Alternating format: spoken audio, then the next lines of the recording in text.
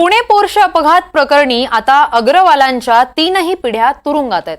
नातू, मुलगा आणि आजोबा हे सगळे वेगवेगळ्या गुन्ह्यांमध्ये अडकलेले आहेत। पाहूयात काय काय घडलंय।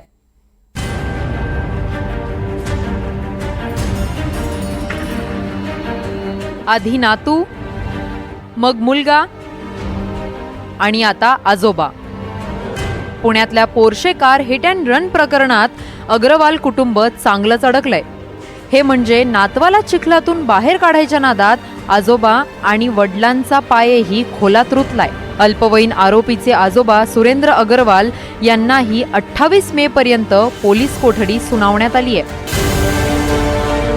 पैशांच्या नशेत 2 निष्पाप जीव दगावले, पण अग्रवाल कुटुंबाची पैशाची झिंग काही उतरली नव्हती। इकडे नातू नशेत होता आणि तिकडे आजोबा कायद्याची धूळधाण उडवत होता। आरोपी विशाल अग्रवाल यांनी मुलाच्या जागी ड्रायव्हरची बदली करायचा प्लॅन रचला। त्यासाठी ड्रायव्हरला अमाप पैसा, गाडी, बंगला देण्याचं आमिषही दाखवलं। आजोबांनी तर एक पाऊल पुढे टाकलं आणि थेट ड्रायव्हरला 2 दिवस डांबून ठेवलं। पण पोलिसांना वेळीच सुगावा लागल्यामुळे ड्रायव्हरची कशीबशी सुटका झाली।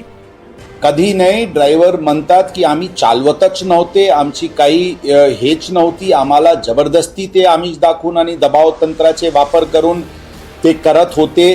ते नाही हे झाला। मी सुरुवातीला दबावमध्ये स्टेटमेंट दिले होते पोलीस स्टेशनला, नंतर पोलिसांचे लक्षात आला होता। मी अत्यंत घाबरले होते, परंतु त्याचे नंतर ज्यावेळी त्यांनी डांबून ठेवला आणि ते जबरदस्तीने घेऊन गेला, ते त्यांच्या मानसिक धक्का होती। अशा प्रकारची बयान आणि प्राथमिक जी चौकशी कोरोबरेटिव्ह एव्हिडन्सची बघण्यात आली, त्याच्यानंतर गुन्हा दाखल करण्याची कारवाई करण्यात आली। अल्पवयीन आरोपीला फक्त 300 शब्दांचा निबंध लिहायला सोडल्यानंतर पोलिसांविरोधात तीव्र नाराजीचा सूर उमटला होता।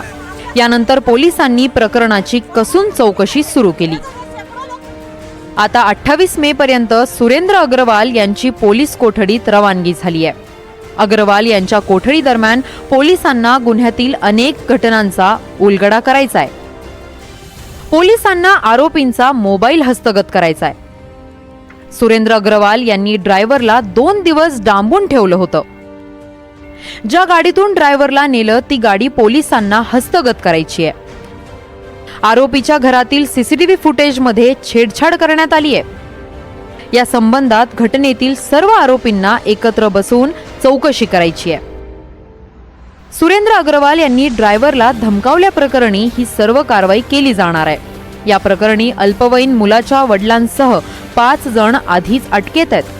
आरोपीला व्हीआयपी ट्रीटमेंट देणाऱ्या 2 पोलिसांचं निलंबनही करण्यात आलंय। याशिवाय ड्रायव्हर गंगाधरची चौकशी होणार असून त्याला पोलीस संरक्षणही देण्यात आलंय। त्यामुळे आता पोलिसांचा हा तपास नेमका कोणत्या मार्गाने जाणार हे पाहणं महत्त्वाचं ठरेल। प्रतीक्षा पारखी, NDTV मराठी, पुणे।